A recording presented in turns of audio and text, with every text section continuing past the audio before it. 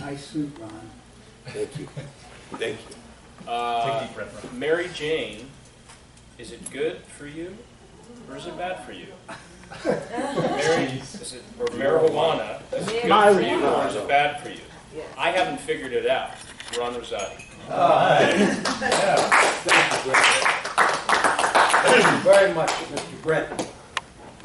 Well, it is true. Marijuana, I have not been able to figure out if it's good for you or bad for you.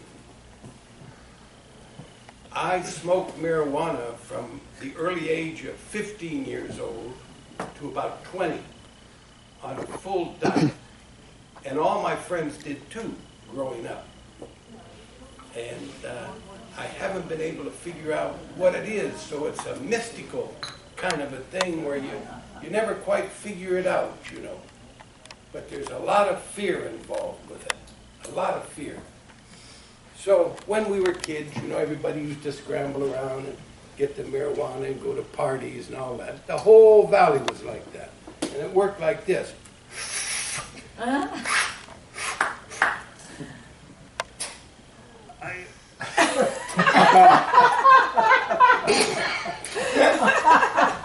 Man, this is some good shit. Who brought this in? Jesus.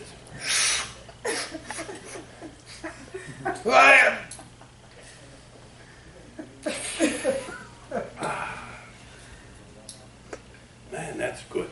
You want to hit Larry? Yeah. Thank you. Party it down. Thank you, Ron. So, as we were kids, you know, this one particular time I was driving down Burbank Boulevard about 9 o'clock at night. It was a summer night. There was 4 of us in the car and we were smoking marijuana. We had a jar full of it, one of those mason jars, half full. And we were going to Hody's, the drive-in, where they had car hops and service. And we're driving, and all of a sudden, this unmarked police car came out of the side street that knew us in the area. And he fell in behind me, and he put his red light on. And I said, I'm getting out of here. And I put it in second gear. I started running for everything I had, my little old Chevy.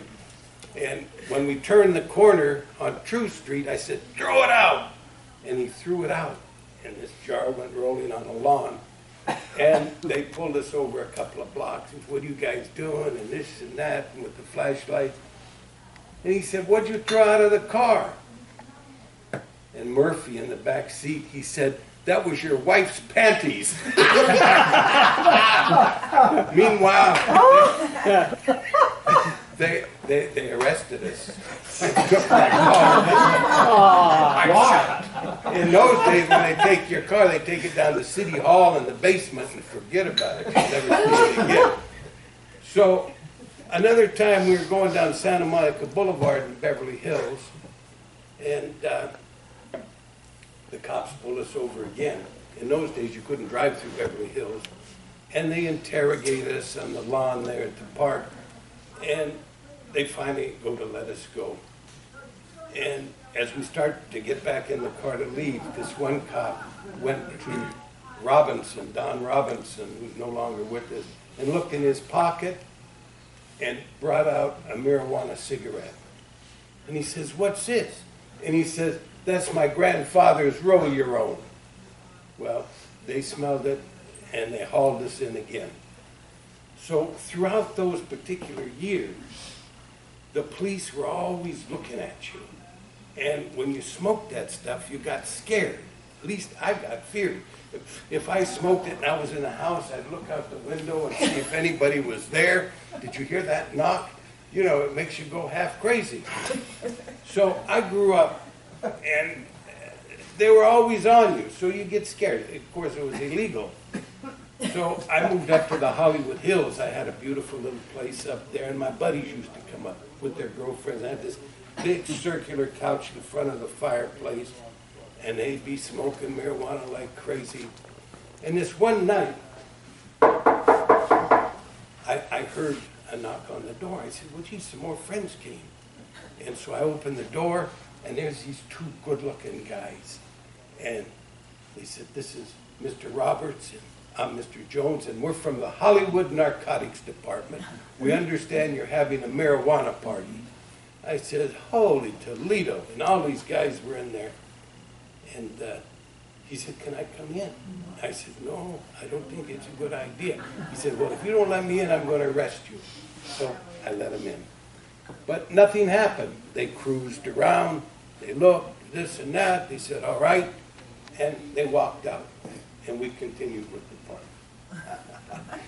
So another night, I had a marijuana plant growing about that high, and I was worried about the neighbors.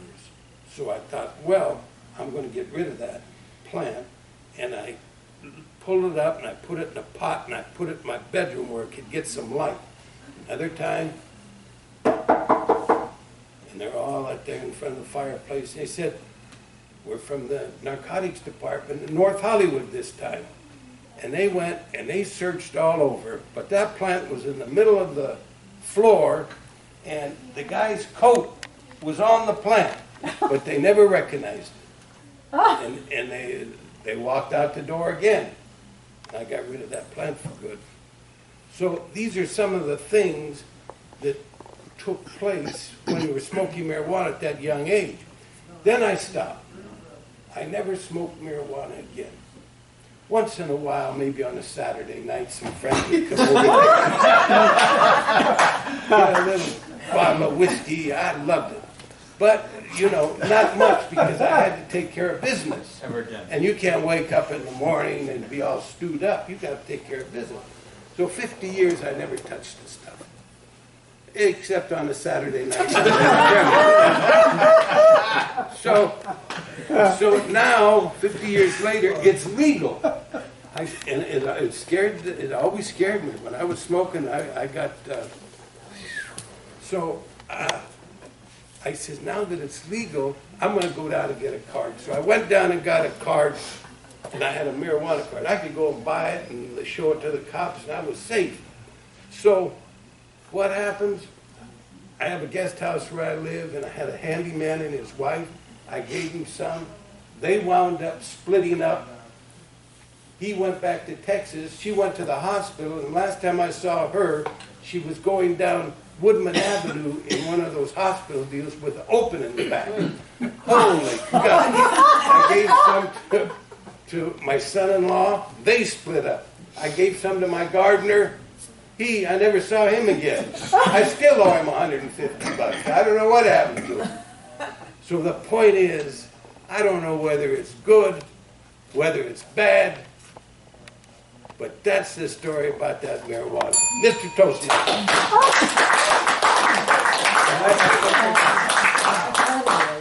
This one smells Saturday. Yikes.